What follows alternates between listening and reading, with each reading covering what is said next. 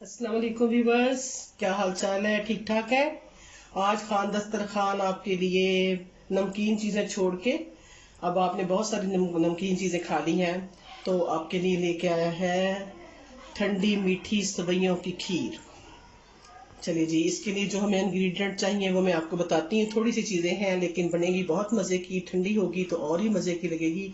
इसके लिए देखें, मैंने ये ली है 1 कप सवैयाँ बारीक वाली, और ये मैंने ली है 1/2 कप चीनी, और दूध मैंने लिया है 1.5 किलो, मैंने ऊपर रखा हुआ है बॉईल होने के लिए।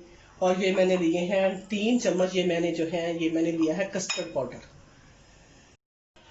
ये दूध है, मैंने 1 कप लिया। ये मैं कस्टर्ड जो लिया है 3 चम्मच, ये दूध इसमें डालूंगी और इसको मिक्स कर देंगे ताकि उसके अंदर डालने के लिए फिर आराम से हो जाए। पहले मैं सेवियां डालूंगी, बाद में मैं कस्टर्ड डालूंगी ताकि इसका जायका जो है वो बाद में मौजूद रहे। गार्निश के लिए मैंने लिया है, थोड़े से मैंने चांदी के वर्क लिए हैं, और ये मैंने बादाम क्रश किए हैं। उसके बाद ये मैंने कुछ सौगी ले ली है जिसे हम किशमिश कहते हैं, और ये मैंने थोड़ी गरी ली है खोपरा वाली, और ये मैंने चंद पीस लिए हैं अखरोट के, और ये मैंने लिया है काजू और पिस्ता। इसको भी मैंने सबको ग्राइंड कर लिया है ताकि ये अच्छी तरह से रहे। और ये जो मैं सब्ज इलायची ली है ये मैंने अभी डालने लगी हूँ दूध के अंदर ताकि उसके अंदर जरा जायका हो जाए। चलिए जी, दूध में डालते हैं इसको। ये मैंने 1.5 किलो दूध लिया हुआ है, इसको मैंने पकाने के लिए रख दिया था पहले ताकि ये पकना शुरू हो जाए।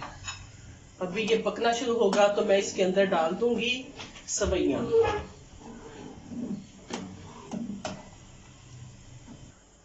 देखें, ये दूध तो जनाब पकना शुरू हो गया।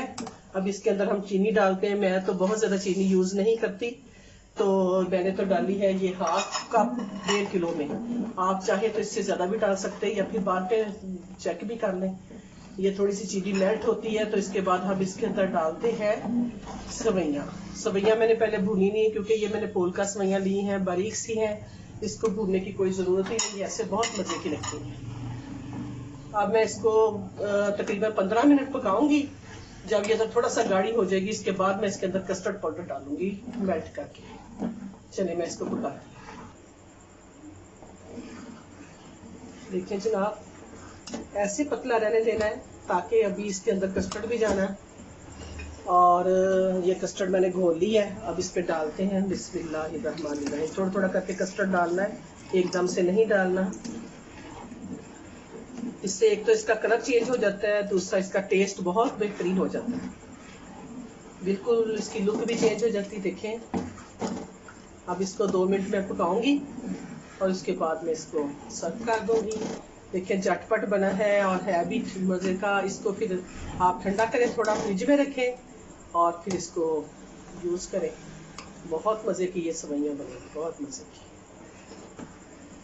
तो देखिए जनाब, ये देखें इस तरह का बस आपने लेनी है, क्योंकि अगर बहुत सख्त हो जाएगा ना, गाढ़ा कर लेंगे आप, तो वो फिर जब जम जाएगा तो वो फिर अजीब सा लगता है। ऐसे जब आप जमेगा ये वाला तो बहुत लाइट सा जमेगा। इसको मैं आप सर्व करने लगी हूँ, डोंगे में डालते हैं हम।